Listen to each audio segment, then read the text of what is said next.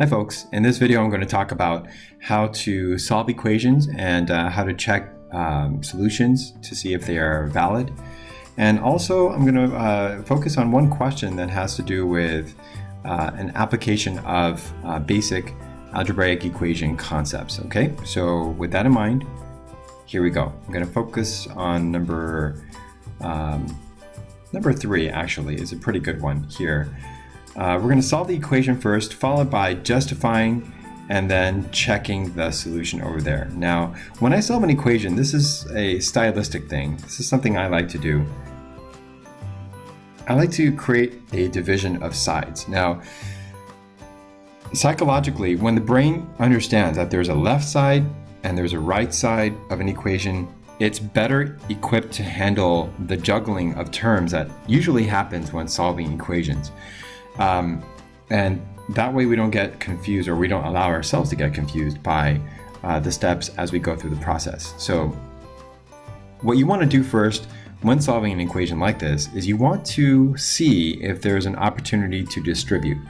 If there is, then you must do that first. That is the first thing that must happen in solving these types of equations.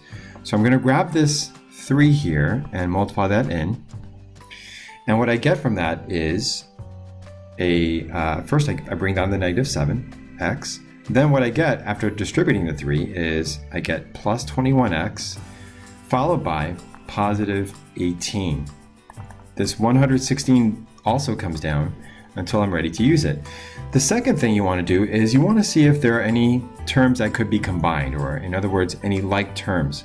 And like terms again are any term that either shares the same type of variable and same exponent in the same place, or terms that have no variable at all and they're just regular whole numbers or integers or any other kind of number without a variable. So what I see over here is this one and this one each have a variable and it's the same kind. So these would go together, and when I do that, what I get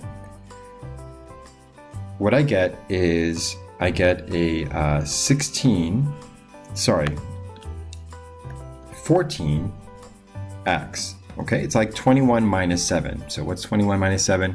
14, and they both have an x. Put the x on. This plus 18 then comes down, followed by the, once again, 116. Now, I have the variable on the left side, and what this means is that when I'm done, the variable will still be on the left side, but the numbers now have to move to the right side, okay? So our purpose here is to isolate the variable so that we can achieve an answer that says the variable equals this number, okay? So this will be sort of where I end up. The variable equals something that goes in there.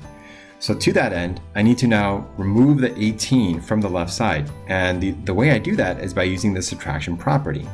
Okay, so I need to subtract 116 with the 18, but I cannot do that until I first remove the 18 from the left side, okay, because that 18 cannot be in two places at once. And so what I'm left with is a 14x here, and 116 take away 18 would be, that would be 98, okay, that would be 98. Then I have to use the division property to separate the 14 from the x. Now this 14 is multiplying against that x, which is why they're glued together like that. So to break them apart, I have to do the inverse of multiplication, which is division. So here it is. And what I get from that division is these two 14s, they become a 1. 14 divided by 14 is 1. And then on the right side, 98 divided by 14 is 7. And that becomes my answer. Now, after doing all this, I need to justify my steps. Justification is simply a way to explain in writing what steps you took mathematically to go from the beginning to the very last step. So from here all the way down to there. How did you do that? Well, this is where justification comes in. So if you had to explain the process to someone, then you might start by saying, well, the first thing I did was I used the distributive property. So distributive property. Okay, well, the second thing, what was that? Well, that was when we combined these two terms. So you simply say combine like terms. All right, yeah, it's starting to make sense. Okay, well, what was the third thing? So, in other words, everything in orange was a step that needs to be explained. And to be technically correct, after having said that, I should color the distribution arrows orange just to be consistent. The positive 3 as well. So in step 3, what I did is I subtracted 18 on both sides. Now, the property name for this is simply the subtraction property. So subtraction property is when you do the subtraction to both sides of this wall that divides the left and right. It wouldn't be a subtraction property if you simply combine terms on one side and that combination involved subtracting numbers. Subtraction property is only when you do subtraction on both sides of that wall. The last step that I did was the division property. And again, this was done on both sides. So division property. So that takes care of the justification or the explanation of what happened with the math. The last thing to do would be to check or verify that my claim x equals 7 as the answer is actually a valid claim. So I'm saying over here that 7 is the answer to this equation. And what that means is that if I were to use a 7 where I see the variables in the original equation, what would happen is that everything on this side, this whole thing in that green rectangle, everything would turn into the number 116. And that's a point of solving this equation, is you want to find out what number can do that. I'm claiming that number is a 7, and I need to verify this. Okay, so we're not just going on faith here. So this is how that would work. I'm going to take the 7 and substitute it in, and this is what I get. So it would be negative 7 times 7 plus 3 times 7 times 7 plus 6 is equal to 116. I'm going to zoom in over here so it's easier to see. So everywhere you see a 7, in other words, right here, that used to be my x. This used to be my other x, okay? It used to be. It's not anymore because I have done a replacement. So now I go ahead and break this down. So this is now an order of operations situation where I'm trying to simplify everything here to see if it becomes that or not. Okay, so negative 7 times 7 is negative 49 plus 3. 7 times 7 is 49, positive 49, plus 6. And I'm going to go ahead and keep simplifying here. 49 plus 6 would be 55. So it's negative 49 plus 3 times 55.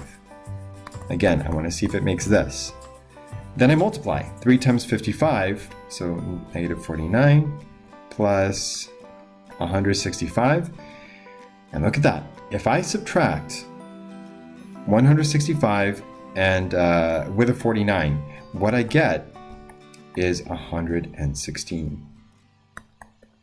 And so what this means is because I've achieved reflexive property, in other words, I have identical values on both sides of this equal sign. Because I've achieved that, what that verifies and proves is that my answer, my claim of 7 being the correct solution to this equation is the right claim.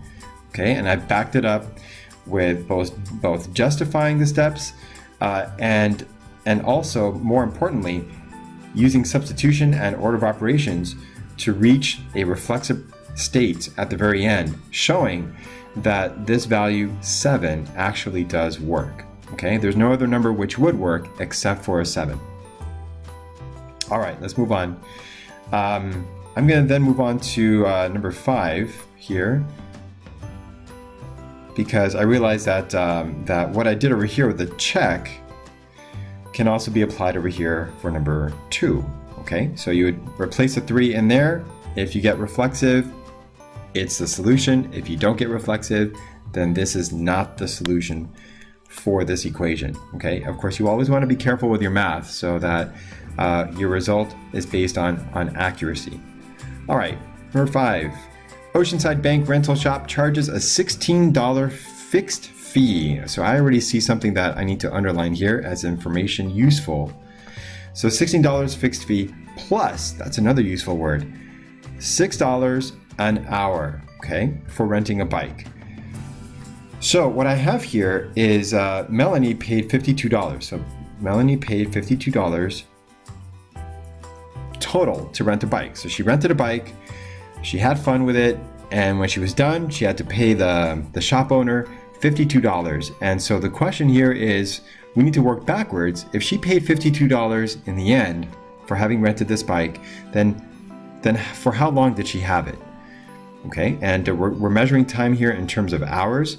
And the key word here, or the key idea that this is coming from, is $6 an hour, which is the rate that she's being charged. So what I need to do is write an equation. Now, I'm going to start with this $16 fixed fee. A fixed fee, which is what it says right here, a fixed fee is a fee that does not change. Okay, so in this case, it's a fee that you pay one time. She doesn't have to pay it again. $16 just to rent a bike. So she walks into the shop. Hello, ma'am, sir or madam, I'd like to rent a bike. Of course, $16, please. And then it's $6 an hour for however long you have it outside of the shop. But that $16 is an initial fee. So I'm going to start with that. So it's 16 and then plus, super easy to translate. It's just a plus sign. $6 an hour. So it's $6 multiplied by the number of hours. So it's 6h. And I probably should have defined, we're going to say h is the number of hours. Okay, just to be clear. So 16 plus 6h, and all this, all this represents possible totals that depend on how long the bike has been rented. So in Melanie's case, this total came out to $52, which is why it says equals 52. And now I have an equation I can actually solve. So in part B, I need to solve the equation and explain the meaning by connecting it to this focus question. How many hours did she have the bike checked out? Okay, which is over here. How many hours did she have it checked out? So I'll do that over here. 16 plus 6h equals 52. If I subtract 16 on both sides, what I get is 6h is equal to, that's going to be 36. And then if I divide by 6, what I get is h is equal to 6. Now, with word questions, it's important not to just leave an answer alone like this, a numerical answer, because h equals 6 by itself means nothing. You have to reconnect it, tie it back into the focus question. What was your goal the whole time? Well, it turns out our goal was to determine how many hours she had to pay, how many hours she had the bike checked out, so that when she was done with it, she paid $52. So the answer is 6 hours. So I'm going to write a statement here. So Melanie, oh, that does not look like Melanie at all, does it? Let me do this again. Melanie used the bike, and you can phrase this however you want, as long as it does make sense. Melanie used a bike for a total of 6 hours. Okay, that's how we connect the answer, the solution, back to the focus question. All right, folks, so I hope this helped you better understand how to solve an equation, how to justify, how to do an answer check to verify the accuracy of your solution, and also how to approach a word scenario involving the creation of an equation and the interpretation of its answer. So as always, thanks for stopping by to watch. Please leave a comment if you have one. Make it constructive. I'd always like to know how I can make my videos better. And thanks for watching. Bye-bye.